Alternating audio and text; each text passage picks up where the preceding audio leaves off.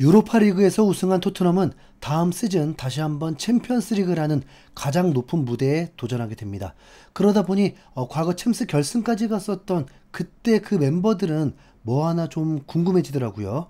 모든 선수들을 돌아볼 수는 없겠지만 그래도 최대한 생각나는 대로 많은 선수들이 어떻게 살고 있는지 한번 찾아봤습니다. 일단 그래도 가장 최근까지 함께 했었던 케인과 다이어의 소식을 먼저 찾아봤는데요. 일단 케인은 현재 바이에른 소속으로 클럽 월드컵에 참가하고 있습니다. 얼마 전에 16강에서 브라질 팀 플라멩고를 만나서 4대2로 대승을 거뒀었죠. 이 경기에서 케인은 멀티골을 폭발시키면서 뮌헨의 8강 진출에 큰 공헌을 했습니다. 김민재가 출전하지 않아서 굳이 전해드리지 않은 경기이긴 한데 뮌헨의 8강 상대가 다름 아닌 PSG라서 혹여나 김민재와 이강인의 맞대결이 필드 위에서 벌어질 수도 있습니다. 물론 최근 출전 시간을 보면 그럴 가능성이 낮고 또 경기가 의외로 이변도 많이 일어나면서 최대한 베스트 멤버가 나올 것 같긴 합니다. 그래도 한국 선수들이 FIFA 월드컵에서 조금이라도 더 활약하길 바라는 마음으로 한번 기대는 해보겠습니다. 케인은 자신이 멀티골을 넣고 승리한 이후에 8강 진출에 대한 소감을 밝히기도 했는데 공식 인터뷰가 아니라 본인 SNS에만 팬들을 위해서 업로드한 듯 합니다. 그 내용이 뭐였냐면 와, 엄청난 경기였다. 이번 대회에서 가장 힘들었다. 경기 환경이 정말 어려웠지만 선수들이 힘을 모아 다 함께 싸웠기 때문에 이겨낼 수 있었다. 상대하는 팀도 훌륭한 팀이기 때문에 우리는 조심해야 했다. 우리가 기회를 잘 살리면서 4대2로 승리했다. 확실한 승리로 8강에 진출했다. 이제는 회복할 시간이다.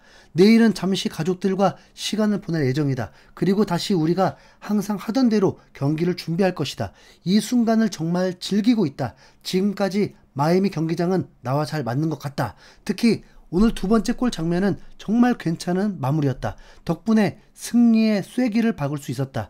계속 이런 경기를 보여주길 바라면서 8강에 임하겠다라면서 팬들에게 자신의 상황과 계획을 소탈하게 말하는 영상이었습니다. 확실히 케인이 볼을 좀 잘 차긴 합니다. 네. 뮌헨과 파리의 클럽 월드컵 8강 경기는 7월 6일 일요일 새벽 1시에 시작되고 여기서 승리하면 두 경기를 더 치릅니다. 그리고 8월 8일에는 토트넘과 친선 경기가 예정되어 있으니까 손흥민과 케인의 재회를 볼 수 있겠네요. 네.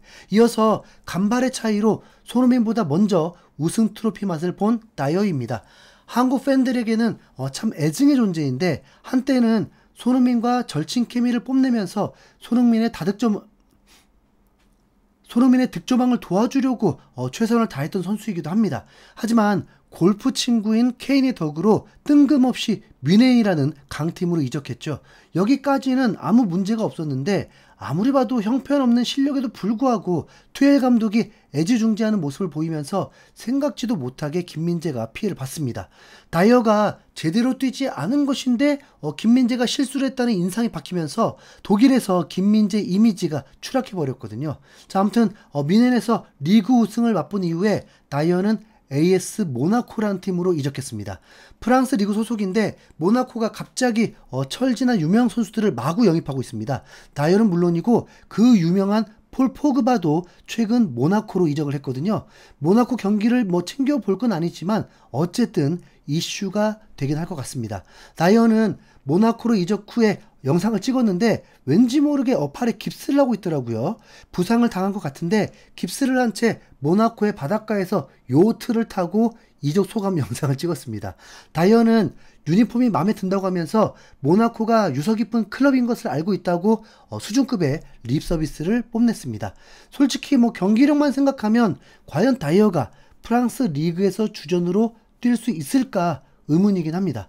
유니폼을 패션용이 아니라 경기용으로 입을 수 있길 바랍니다. 참고로 다이어는 손흥민보다 한 살 어립니다. 네. 이어서 참 토트넘의 아픈 손가락, 손흥민의 절친 알리의 근황입니다. 다들 아시다시피 알리는 엄청난 재능에도 게으른 훈련 태도를 보이면서 무리뉴에게 제대로 한 소리 들었던 비운의 선수인데요. 이후 토크쇼에서 불우했던 유년 시절이나 성인이 된 이후의 방황을 털어놓으면서 많은 팬들의 동정 여론이 일기도 했습니다. 하지만 감정적인 여론은 금세 식었고 결국 알리가 살아나기 위해서는 축구 선수로서 실력을 보여줘야 했죠. 그러나 에버튼으로 이적한 뒤에도 이렇다 할 반전은 없었고 터키의 베시타스로 임대를 갔을 때에도 별다른 임팩트를 보이지 못한 채 추가 부상까지 당해버렸습니다. 결국 그대로 임대가 종료된 알리는 23-24 시즌에도 에버튼 소속이었지만 단 한 경기도 치르지 못하고 시즌 종료. 계약 만료로 무직 신세가 되었습니다. 그렇게 그대로 은퇴를 하는가 싶었는데 올해 1월에 용케도 소속팀을 찾았습니다. 이탈리아 세레이의 코모 1907이라는 팀인데 이 팀은 과거 아스날 출신의 미드필더였던 파브레가스가 감독이었던 팀이죠.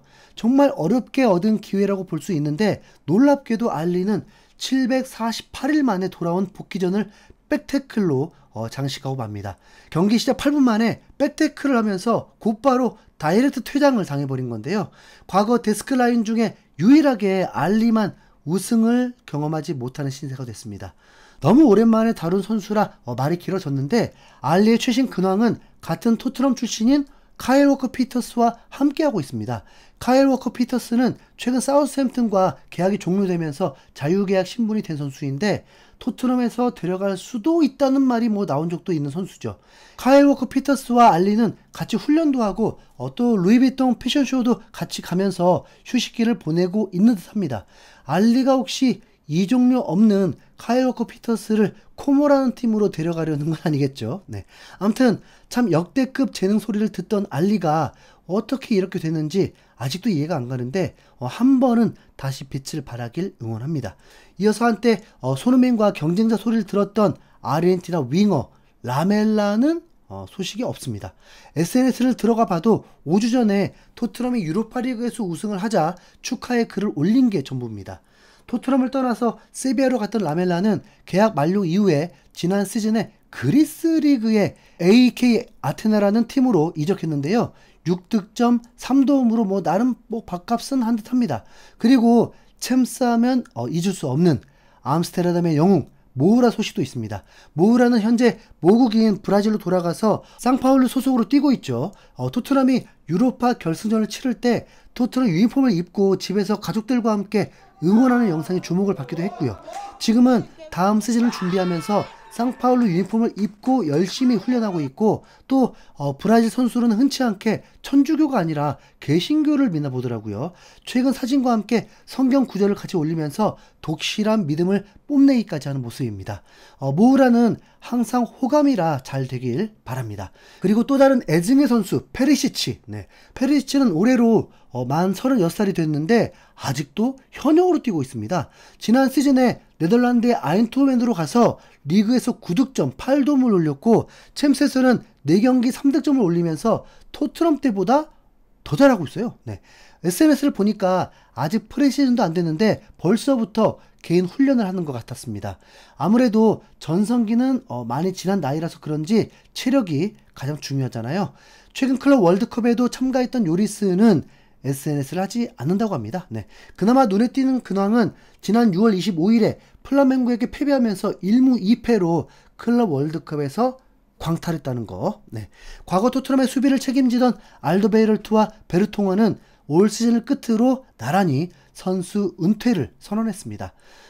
새삼 여전히 토트넘의 중심으로 팀을 이끌고 있는 손흥민이 대단하게 느껴지는 근황 토크 시간이었습니다. 이상 흰수염고래였습니다. 감사합니다.